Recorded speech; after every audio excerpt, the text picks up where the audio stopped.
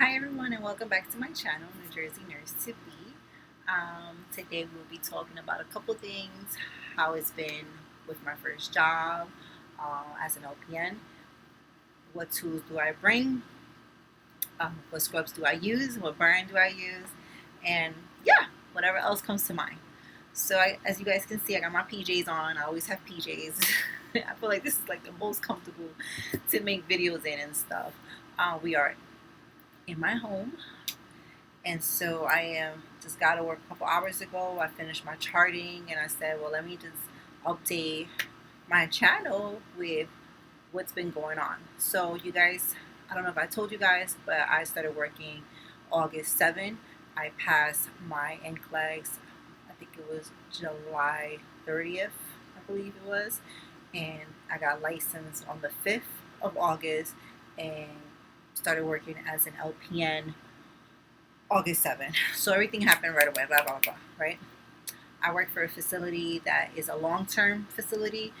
We have half of the facility is subacute, which is rehab, and the other half is long-term. I work in the psych unit. My patients have dementia or some type of behavioral problems and stuff. And I usually I have patients also who are on dialysis. And yeah, so it's a mixture of stuff. So yeah, anyways, so let's start with what do I usually wear to my job. So right now, the nurses at my job, they wear blue scrubs. I will be able to get my blue scrubs from my job when I'm with them for 3 months. So once I'm with my job for 3 months, they'll give me their scrubs that has their name and their navy blue scrubs. So as of now, I'm wearing my own scrubs. I don't have them right now on me. They're getting washed downstairs. So what I wear are Skechers, the Skechers brand scrubs. They're navy blue. I have two different tops, and I have the same scrubs. I have 4 scrubs of Skechers and another one of Vera Bradley scrubs. They're very nice. The details in it. So I think I'll make a separate video on my scrubs and stuff and trying them on for you guys so you guys can see. The Skechers scrubs are a little bit like the um, Grey's Anatomy active scrubs and stuff, and the material is very soft and you can like move around with them and stuff like that. So it's pretty good. I like them and stuff. So yeah, the nurses at my job, they were navy blue and our aides were burgundy and stuff. And so I usually wear my dance school shoes, the ones that I did a review with, or my Reebok sneakers. I got these nice memory foam Reebok sneakers, all black, to go with my scrubs and stuff, and they're the best and stuff. So yeah, I know I did a review on shoes. I now say go with the best shoes that are comfortable for you. They can be sneakers, Crocs, whatever, just whatever's comfortable for you, because as a nurse, you're on your feet for hours and stuff. All right, so what things do I use when I go to work? So in my pockets, I usually have scissors, as you guys can see. These are my scissors that my husband bought me, and this is to do any type of wound care, any treatments on my patients and stuff. That's just very good to have in your pockets. I also have a, color pen with different colors and stuff like that. This is from a store called Scrubs and Beyond and stuff. I usually carry 2 pens of these in my pocket. A big Sharpie marker so I can write the date, my initials, and what shift did I do wound care or whatever treatments I did, or whatever I'll open, like any medications, I'll write on it, like the date and stuff like that.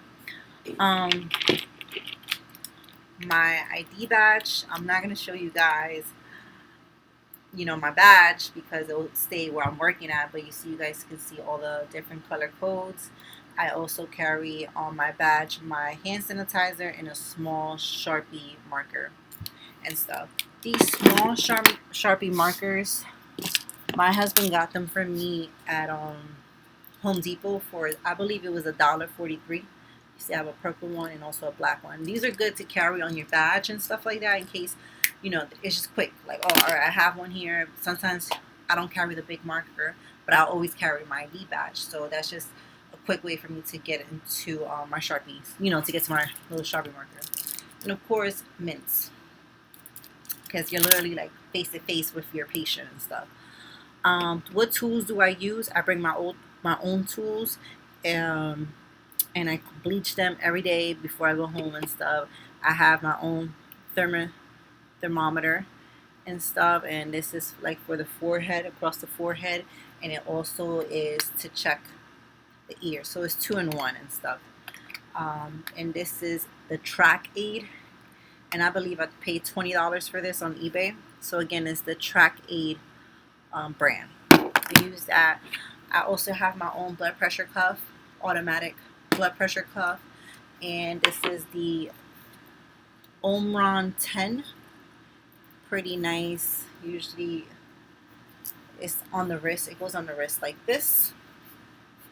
So I'm going so quick on this. It goes just like this. The patient hand should be facing this open, and then you press start.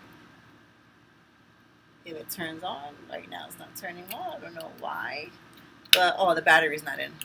You turn it on and it turns on like this. I don't know if you can see the numbers, but it gets tight on the wrist. So I usually carry this, and I put this on my med card, and oh, and I also have a pulse ox, but whatever. I also carry a manual blood pressure cuff. Mine is purple in case my automatic blood pressure cuff is not giving me a ideal reading, a good reading. You know, you go on your judgment. I just use my manual blood pressure cuff to take blood pressures if I don't feel like that reading is very accurate. And I also use my Littman stethoscope, which I have in my car. All right, so let's talk about my job. So I got hired on August 7th, and orientation is usually 3 weeks or more. If they feel like you're ready, or if you're ready, it can be less than 3 weeks. For me, it was 11 days. They felt like I was already ready, and they wanted to put me on a cart by myself. They wanted to get me off my orientation sooner than 11 days, and I was like, no, I'm not ready. I was ready with the cart, but I wasn't ready behind the nursing station. There was a lot of stuff like documentations, lab orders, getting orders from doctors that I wasn't ready, and I'm still learning that stuff. But I wasn't ready before the 11 days. At the 11th day, I was like, okay, I think I got a grasp of everything, and I took as many notes as I can, and I was like, all right, throw me out there. And so far, I've been doing good. I worked already a week by myself on my floor, and it's been good. Yeah, you do mistakes as a nurse. I've done little mistakes like, oh, you forgot to really put in the inner cannula as tight as possible. So, oh, okay, that's it. Or you forgot to take her booties off at 2 o'clock. That was on the order. I'm like, okay, So a little stuff like that. Anyways, and it's good because you learn from those mistakes and stuff. So what is it that I do when I come in the morning as a nurse? So I walk in, I clock in, and the first thing I do is I walk to all my patients. I usually have like 15 patients. So I walk to all my 15 patients, all their rooms, and see if they're awake. Is there anyone on the floor? Is anyone alive? Is anyone need assistance and stuff? You just want to make sure that you check your patients before you go see your nurse, before you release the nurse. Because if anything, let's say there's a patient on the floor and you walked in on it, at least you and that nurse can write an incident report together. So it's so good to check your patients before you release the next nurse. So that's the first thing I do after I clock in. Then I walk up to the nursing station, and I, of course, say hi to the nurses and get my report from the nurse, verbal report. We usually have a 24-hour daily notes report for each shift, and we just write little notes like, for example, I'm just making up the name. John Smith came back from dialysis at 10 in the morning, stable. His hemodialysis site is intact, no signs of infection, no complaints of pain or distress. Bam. Okay, that's my little note for the day, and I'm letting the next nurse know, like, hey, he took his medications, he's fine, nothing to worry about. Here's the documentation from dialysis. Okay. Or the incident report, or there could be something on the 24-hour report talking about, oh, Mr. Smith fell. So I just want to let you know that I created an incident report. He fell at 12 o'clock at night, and I just want to let you know that he's stable now. Just keep an eye on him and stuff like that. We're doing every hour checks on him, visual checks and stuff. Okay, so thank you. So that's how the verbal reports will be. In the daily 24-hour report, should say the same things, like one sentence, like a couple words, not even a sentence, just a couple words, get to the point and stuff like that. It's just a quick update of what's going on with the patient for the nurses and stuff like that. Okay, so that's, you get your daily report from the nurse and stuff like that. And then after we do that, I assign my aides their wings, like which rooms they have. All right, so then you have assignment 1, which is this number of rooms to this number of rooms. That's your assignment. This is your assignment. So I usually have 4 aides, and I assign them their 4 assignments and stuff. That's done. And then me and the nurse who I'm supposed to be releasing, we count narcotics together. And once the narcotics are counted and everything is there, then we sign off. Don't ever sign off for narcotics if the number is not accurate. If you're missing a narcotic and you're coming into that shift, or if you're coming into that shift, make sure you don't grab those keys until it gets resolved by a supervisor or somebody higher than you, or whatever, whoever's there who's higher than you and stuff. Never grab the keys from somebody if something's short, because it's on you. Now, once she gives you the keys, or once he gives you the keys, it's your responsibility. That cart is yours. So anything that goes missing before you and you signed off on that report, it's on you. So, bam, we count our narcotics. Everything's fine. Everything's accurate. The keys are mine. The cart is mine now. Now that's my responsibility. She leaves, and usually what I do, I make a copy of the assignment, what aides have which rooms, so I know if a bed wasn't made at time, or I need this, or somebody needs assistance, I already know what aide is assigned to what room. So I make a copy of that and I put it on top of my med card. I also grab a refill medication form, because every time I'm popping out meds, once I get to a certain column, like they're called bingo cards, and once you get to, like, for us it's like a dark blue column. Once I get there to like the first pill of that blue column, I peel off the sticker and I put it onto my refill prescription, my refill script form. So then at the end of my shift, I fax it and send it to the pharmacy so they can refill those medications for me and stuff. So I have a copy of that refill medication form on my card. I have a copy of the aides assignment so I can know which aides has who and stuff. And then I fill up my pitcher of water, grab my cups, grab my applesauce, my pudding, and my nectar thickened liquids. Some patients are not drinking regular water because of aspiration, so we have them on aspiration precautions. So we usually have these patients on thickened liquids. So again, on top of my cart, I have a water pitcher, right? So when I'm giving out my meds, I'm giving it with a cup of water. I also have thickened liquids because some of my patients are on aspiration precautions and stuff. So I don't want them to aspirate on regular water, because remember that water is very thin. So we give them thickened water. So I have like thickened water there. I also have 1 cup of pudding and 1 cup of applesauce. And why do I have that? Is because some of my patients can't swallow whole pills. So the pills that don't have the extended release, or certain things, sometimes, most of the time, the pills that can't be crush and stuff, they'll have, or chew on, they'll have it on their bingo card or on their medication stating this medication cannot be crushed or chewed on or something like that. So not to crush those pills. But the ones that don't have that type of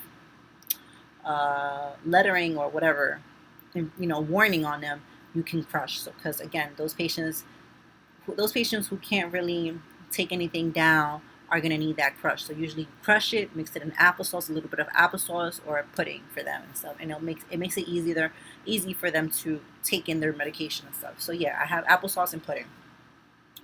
Once I have my cart ready, I also bleach down my cart before I put anything on it. You just never know. And I just start my med pass and whatever. I give all the meds to my patients. Usually I'm done with med pass by like 10:30. And then once I'm done with med pass, I start my treatments, like what patient needs wound care, what patient needs any type of thing to their skin, cream, special cream, eye drops, or just, well, not eye drops, but like just regular treatment, like wound care, like I said, dressings, and stuff like that. I'll do that. And then by lunchtime, I'm already done with my treatments. And then I should start documenting around that time, but I don't. I go around and I see what my aides needs and try to help them out for lunch, whatever, because the way I feel, my aides are the ones who are with my patients more, and they're the ones who are showering them and everything, so they can be doing a skin assessment on them. So as long as you have that open communication with your aides are gonna look you out. So like today, one of my aides was like, "Hey, one of your patients has an ulcer in her leg," and she was just showering that patient. I was like, "Oh my god, let me go in there," and she did have an ulcer on her leg and stuff. So like that's what I'm saying, keeping that open communication with your aides, helping them whenever you can and stuff like that, helps you out and also helps them out, and you guys can build that relationship where it's like, okay, you're making my job easier as well as me making your job easier. So yeah, by lunchtime I'm helping them with trays and feeding and stuff like that, and by like 1:30 is when I'm giving my second set of medications for my patients. What I learned is that if a medication is due at 9 o'clock, you have an hour before to give it to them or an hour after. So if my patient's medication is due at 9, I can give it to them at 8, or I can give it to them at 10 and stuff. So yeah, I try to be on top of all that stuff. And after I give all my medications out, then I sit down. I usually sit down like around 2 and start documenting on the whatever patients I have to document. So that's probably a patient who fell, so he status post fall, a patient who came from dialysis, a patient who's on antibiotics, a patient who we just received lab orders for PT or INR or any type of lab orders, and we're trying to like watch the patient, so we'll document on that patient and stuff.